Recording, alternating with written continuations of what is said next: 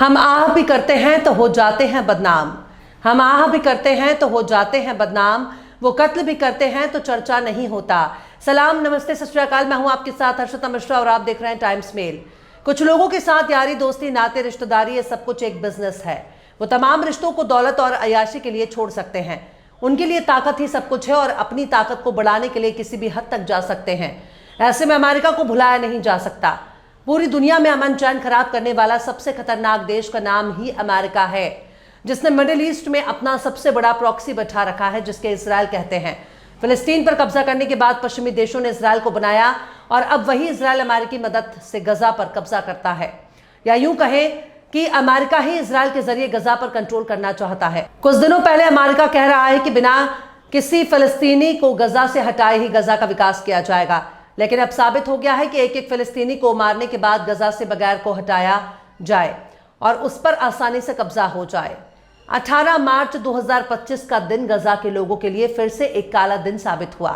Israel ने गजा पर जोरदार हमला बोला और इजराइल के इस हमले में कम से कम 326 फिलिस्तीनी मारे गए।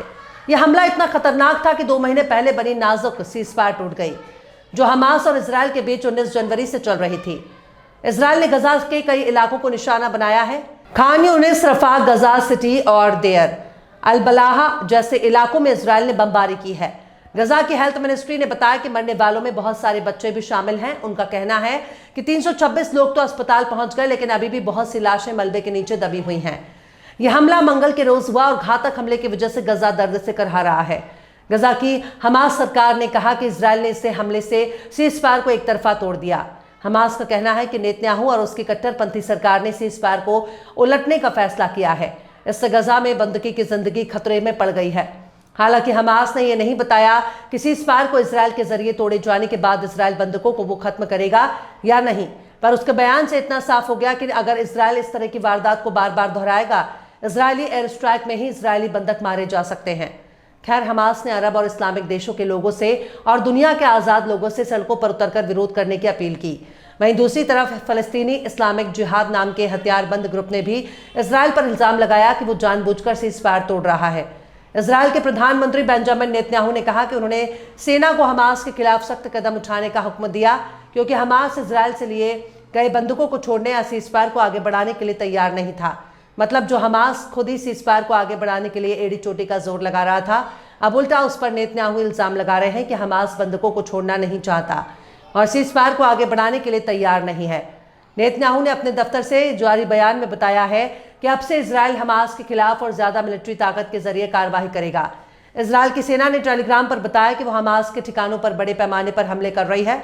वहीं व्हाइट हाउस की प्रेस सेक्रेटरी कैरोलाइन लेविट ने कहा कि इजराइल ने यह हमले करने से पहले अमेरिका के राष्ट्रपति डोनाल्ड ट्रंप से बात की थी। मतलब ट्रंप ने गजा के लोगों को हटाए बिना ही गजा पर कब्जे की कोशिश तेज कर दी है और इसके लिए यही जरूरी है कि गजा को लोगों को गजा के भीतर ही मार दिया जाए, ताकि कोई भी फिलिस्तीनी जिंदा ना बचे।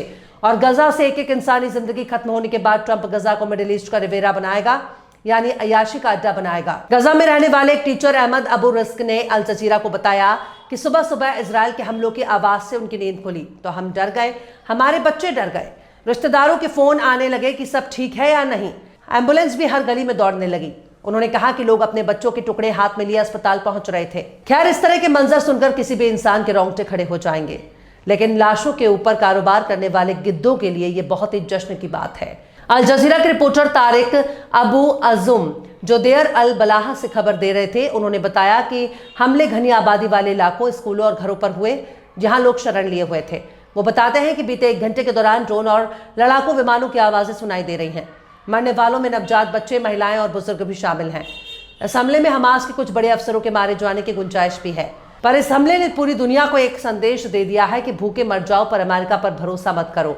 यह अपने फायदे के लिए किसी की भी जान ले सकता है। गजा के सरकारी मीडिया ऑफिस ने इसे कत्लेआम पर कहा कि इजराइल की सेना के ये क्रूर हमले दिखाते हैं कि ये लोग सिर्फ मारने, बर्बाद करने और नरसंहार की भाषा समझते हैं। इनके इरादे साफ हैं कि बेगुनाहों का खून बहाना ही जानते हैं, क्योंकि कानून इनके लिए कठपुतली, यानी बिना किसी नैतिक या कानूनी रोक टोक के ये कुछ भी कर सकते हैं। गजा के मीडिया दफ्तर ने यह भी कहा कि यह सब पहले से ही प्लान किया हुआ नरसंहार है जो बच्चों और औरतों पर हो रहा है। कब्जा करने के लिए फिलिस्तीनियों के खून से प्यास मिटाई जा रही है। सीजफायर की बातचीत बीते कुछ हफ्तों से रुकी हुई थी। दूसरा चरण, जिसमें तकरीबन 60 बंधकों की रिहाई और स्थायी सीजफायर की बात थी, वो आगे नहीं बढ़ सकी। इजराइल चाहता था कि पहला चरण अप्रैल के बीच महीने तक आगे बढ़े, लेकिन हमास इसके लिए तैयार नहीं था। सीज़फायर शुरू होने के बाद हमास ने 36 बंधकों को छोड़ा। बदले में इजराइल ने तकरीबन 2000 फिलिस्तीनी कैदियों को रिहा किया, लेकिन इजराइल ने दूसरा चरण शुरू करने से इनकार कर दिया, जिसके बाद हालात बिगड़ने लगे। इजराइल ने साफ साफ सीज़फायर खत्म करने का ऐलान तो किया नहीं, लेकिन बड़े अफसरों के बयान से लगता है कि हमले जारी रहेंगे। इजरायली रक्षा मंत्री इजराइल कॉट्स ने कहा कि अगर बाकी बंधक नहीं छोड़े गए तो गजा में नरक के दरवाजे खुल जाएंगे। उनका कहना था कि हम अब तक लड़ते रहेंगे जब तक सारे बंधक वापस नहीं आ जाते और जंग के सारे मकसद पूरे नहीं हो जाते। अल जजीरा की रिपोर्टर हमदा सलहुत जो जॉर्डन के अम्मान से खबरें दे रही थी। उन्होंने बताया कि इजराइल हमास पर सीज़फायर के प्रस्ताव ठुकराने का इल्जाम लगा रहा है, लेकिन 6 फरवरी से नेतन्याहू ने दूसरी बातचीत शुरू करने से मना कर दिया। इजराइल के कई एक्सपर्ट, विपक्षी नेताओं और यहां तक कि नेतन्याहू की अपनी सरकार के कुछ लोगों का मानना है कि यह सब पहले से तय था, जंग फिर से शुरू करनी थी। इजराइल के नए सेना अध्यक्ष ने कहा कि 2025 जंग का साल होगा, क्योंकि गजा में उनके बहुत सारे मकसद अभी पूरे होने बाकी हैं। बीते 18 महीनों से गजा में चल रही इस जंग ने वहां सब कुछ तबाह कर दिया है। घर, अस्पताल, स्कूल, सब कुछ मलबे में तब्दील हो चुका है। फिलिस्तीनी हेल्थ अथॉरिटी के मुताबिक अब तक 48,000 से ज्यादा लोग मारे जा चुके हैं। इस बार के हमले ने फिर से वही दर्दनाक मंजर देखने को मिल रहा है जो सीज़फायर लागू होने से पहले देखा जा रहा था।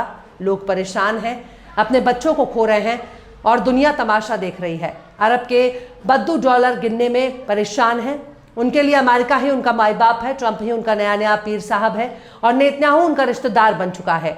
पायल और घुंघरू की खनक ने अरबों को अंधा कर दिया है और बलखाती कमर को देखकर अरबों की नीयत खराब हो रही है। अय्याश की इस सोहबत में अरब भी अय्याश हो चुका है। इनकी मक्कारी और अय्यारी को देखकर शैतान भी शर्म से पानी पानी हो जाएगा। खैर, जब तक इजराइल और अमेरिका को सीधे टक्कर देने के लिए कोई कोशिश नहीं होती, तब तक उनका इलाज बहुत मुश्किल है। बहरहाल, चलते चलते आखिर में मलिक ज़ादा मंजूर अहमद ने भी क्या खूब फरमाया है, देखोगे तो हर मोड़ पे मिल जाएंगी लाशें, देखोगे तो हर मोड़ पे मिल जाएंगी लाशें, ढूंढोगे तो इस शहर में कातिल ना मिलेगा। फिलहाल इस खबर में बस इतना ही। इस पूरी खबर को शम्स तबरेज़ ने लिखा है, जिन्हें आप ट्विटर पर भी फॉलो कर सकते हैं। ट्विटर हैंडल है @shams_tabrez81। ये वीडियो आपको कैसा लगा कमेंट बॉक्स में आप जरूर से बताइए। वीडियो पसंद आए तो लाइक करें, शेयर करें और बेबाक, निष्पक्ष, स्वतंत्र पत्रकारिता को सपोर्ट करने के लिए आप हमारे चैनल टाइम्स मेल को जरूर से सब्सक्राइब करें और हाँ, बेल आइकन की घंटी वाली बटन आप जरूर से दबा दें ताकि आपको हमारे आने वाले नए वीडियो की नोटिफिकेशन फौरन ही मिल जाए। फिर मिलता है किसी और वीडियो में एक नई खबर के साथ। हर्षिता मिश्रा को दीजिए इजाजत। जय हिंद। अगर अभी तक आपने हमारे चैनल टाइम्स मेल को सब्सक्राइब नहीं किया है तो जल्दी से सब्सक्राइब कर दें और बेल आइकन भी प्रेस कर दें।